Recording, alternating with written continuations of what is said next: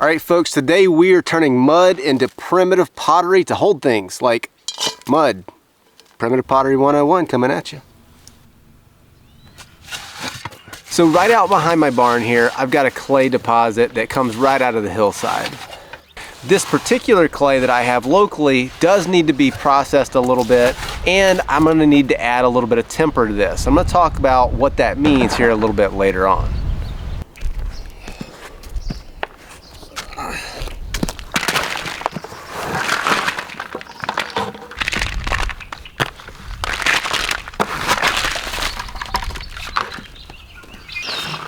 So the clay that I can dig up here from our place needs to be processed a little bit more in order to be useful for pottery, because it's just not very smooth. There's hard nodules in there. It's kind of gritty and grainy and lumpy.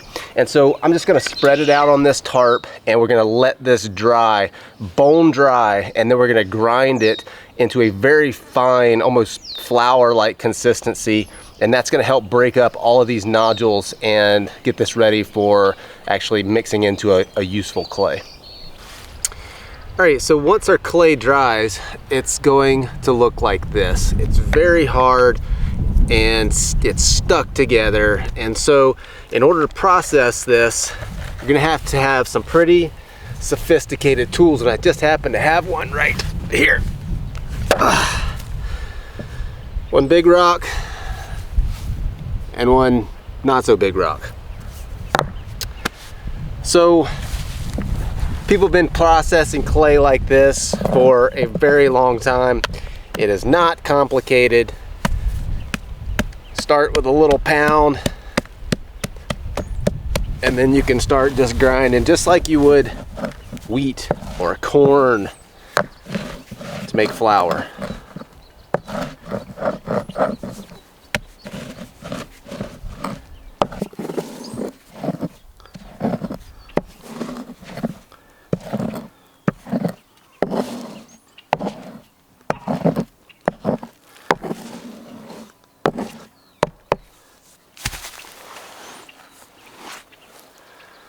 So that right there is what we're after. All right, so if you're not worried about your caveman ego getting bruised and you don't mind stepping it up in the tool selection a little bit, you can make this a lot faster and a lot easier by getting a corn grinder. Now I bought this one off of Amazon for like 50 bucks. It was very inexpensive. And normally when you buy things off Amazon for 50 bucks, something like this anyway, they're just garbage. It's just junk. This, on the other hand, is actually made very well. It's heavy duty, it's heavy cast, and I mean, this thing looks like something that was made, you know, 50, 60, 70 years ago, and it was made with that quality. Like it's a really good quality. I was actually very surprised when it got here, and for that amount of money, it's something that's gonna last you.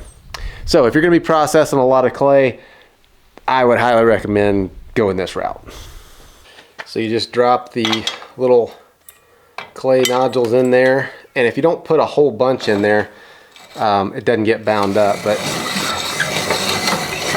do this in a non-windy area.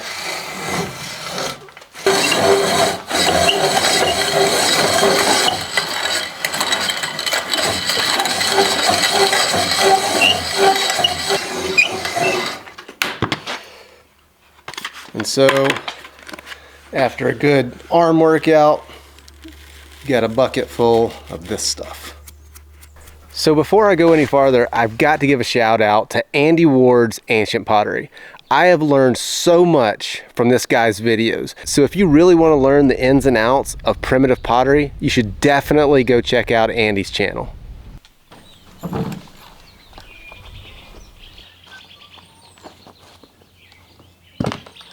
All right, so we're almost ready to make some pottery. So I've got my bucket here with the clay that we ground up. It's really fine and smooth. And then I've also got a bucket of sand, which I've run through this filter here to get out any debris, large rocks, anything like that. So one of the characteristics of clay is that it expands and contracts with moisture. And so if you add moisture, it expands. Once it dries, or as it dries, it shrinks. And if it shrinks too much too quickly, it'll crack. And so in order to counteract that, sometimes you need to add a temper, a non-plastic material, something that doesn't expand and contract with moisture. You can do what's called grog, which is just old pottery that's ground up into a sand-like consistency. Today I'm going to be adding sand to this. Now, with this said, not all wild clays that you find are going to have temper. I have found clay deposits before that just naturally, right out of the ground, they're ready to go. They already have temper mixed in with it. This particular clay does need a little bit of temper added to it. I'm going to add 20% temper or sand to this clay. How much you need to add is going to depend on the clay that you're working with. Some of it, like I said, doesn't need any. Some of it needs, maybe needs more than 20%. The way that you would figure that out is you would just, make a little small, quick pinch bowl or something like that, let it dry slowly, and try to fire it and just see what it does. So 20%, I'm going to add 1 cup of sand and 4 cups of clay. And this really is the easiest way to do it dry like this, because you can just mix it up in the bucket and it's perfectly mixed and it's easy to do. And then we'll just add all that. There we go.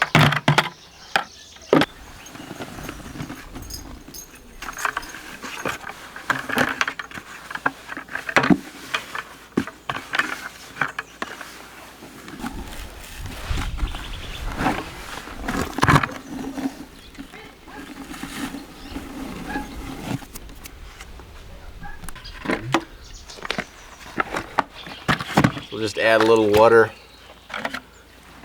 Just start mixing this. Doesn't take a lot.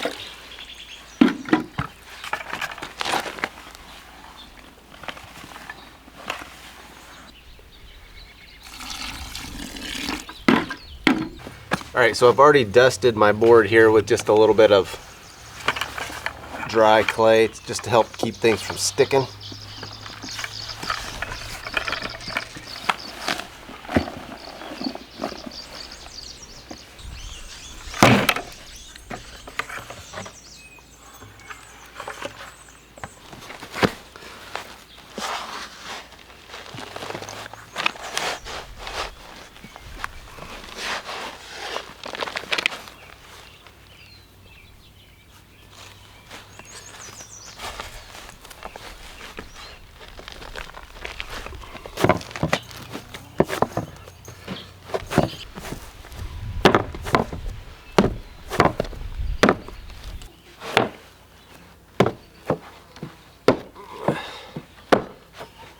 So there you go. There's a nice big hunk of clay. I'm not sure what that would weigh. Maybe 10 pounds. But I'm not sure what this would cost. But we just dug this up out of the ground. It was completely free. I like free. Cheap's good. Free's best.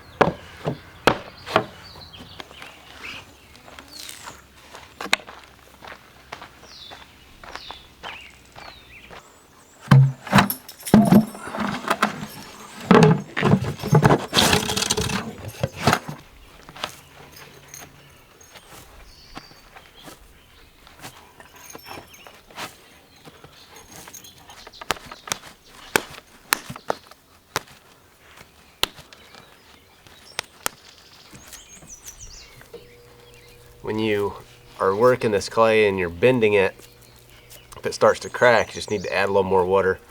Just put a little on the surface, just kind of fold it in, and just keep working that till it's nice and soft. So I'm just going to make a real quick little pinch pot. Nothing big or fancy. Just mainly want to show you, the firing and how you can do this without any kind of really output at all. Just basically a campfire.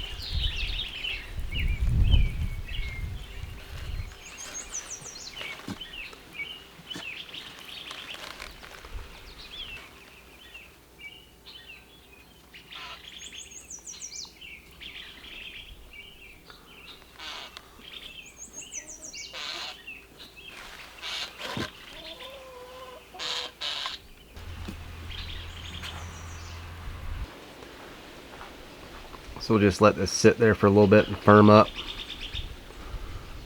So this has been sitting around for, I don't know, an hour or so. And it's firmed up enough. We can kind of work with a little more.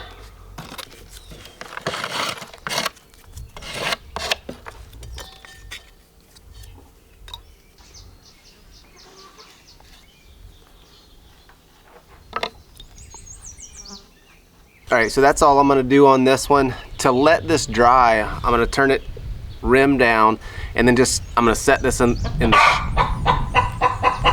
think it's happy about something. This thing has to dry completely before we fire it, and it has to dry slowly so that it dries evenly. So I'm gonna turn it rim down, and I'm gonna set it somewhere just in the shade and out of the wind. It's probably gonna take it 4 or 5 days to dry completely, and then we'll fire it. Luckily, I've already got some other pots that I've already done this with. They're already completely dry, and so we'll just move on with those. The key to successfully firing primitive pottery in an open fire like this is to simply make sure that it's 100% dry before you fire it. Now this bowl has been drying for probably a week or so, and it looks dry, it feels dry. When you thump on it, it sounds dry, but just to make sure that it's 100% bone dry, I'm just gonna set it beside the fire as this burns down to coals, and we're gonna rotate this thing so that all sides of the pot are exposed to the fire and get warmed, and just to drive off any moisture that might be remaining in this pot. Another way to make sure that the pot is completely dry is just to put it in your oven on, say, 175, 200 degrees or something like that for a couple of hours. That's going to pre-warm the pot. It's also going to drive off any moisture that might be remaining in there. So with this initial fire, we're doing a couple of things. Number one, we're pre-warming our pot, and we're driving off any excess moisture that might still be in that clay. Number two, the ground here is pretty wet. We had a rain the other day, and so everything is just kind of damp. So I'm warming up the ground, I'm driving off the moisture that's in the ground itself, because the earth is a giant heat sink, and that's gonna suck that heat away from the pot where we need it. And so we're gonna pre-warm that ground so that we can get as much heat on that pot as we can. All right, so this fire is just about ready. I'm just kind of move some of these pieces of wood apart so that I can get the pot in there, the bowl.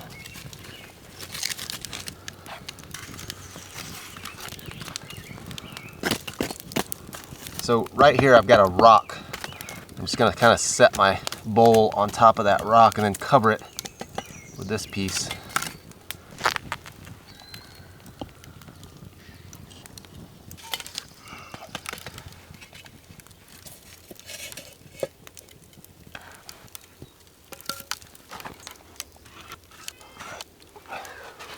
So this sieve that I'm using to cover this piece, this is not necessary. What I'm trying to do here is just keep the fuel off of this pot, because this clay should oxidize red, and I want to try to maintain as much of that red as I can. What happens if you just pile the fuel around the pot, you'll get this kind of mottled color where you've got some black carbon that's in there, and then you've got the kind of the oxidized color of the clay showing through as well. So with this pot, I just want to see what happens if I can make the entire pot oxidize that burnt orange red color. So when you're looking for a place to fire your pottery like this, you need to find somewhere that's out of the wind. You know, if you got a wind blowing across this, it causes the heat to fluctuate rapidly, and that's something you just want to avoid when you're firing these pots, because that rapid expansion or that rapid change in temperature can cause expansion and contraction in the clay, and that can cause it to crack. So I've got it in a shallow pit here. I'm in the woods. I've got just a slight breeze through here, but nothing major. All right, so our firing looks like it's going quite nicely. I haven't heard any pops or explosions, so that's always a good thing. I'm just gonna let this burn down and cool down slowly, and we'll come back this afternoon and fish this thing out of the ashes and see what we've got. All right, so our fire is burned down and still warm, but not hot. We'll just pull this off and see what we got. Oh, look at that. That's beautiful. Very cool.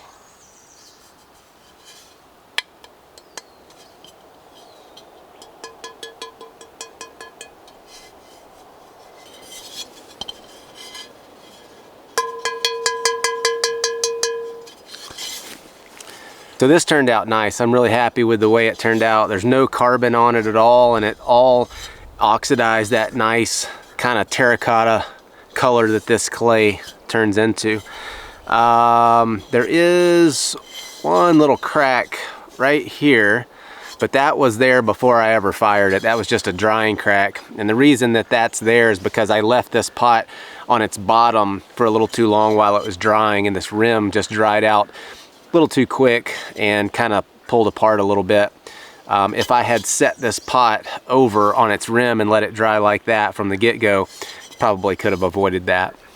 But got a nice sound to it, fired really well, and I like the designs. So some of you might remember a little while back I did a series on primitive / natural water filters, and one of the things that I wanted to do but never got to it was to make a water filter with pottery like this. And if you look around on YouTube, you can see where guys are making natural water filters with basically like terracotta pots. And so that is something that I'm definitely going to try, is just to make some big vessels like this and have a, you know, natural earthenware water filter. And then we'll of course send those water samples off to the lab and see actually how well it works. So I think that's going to do it for this one. You know, you guys, if you can't find natural clay deposits, you can always buy it, but it's really, no matter where you live, you should have some clay available not too far from you. The trick is just finding it and then processing it into something that you can work with.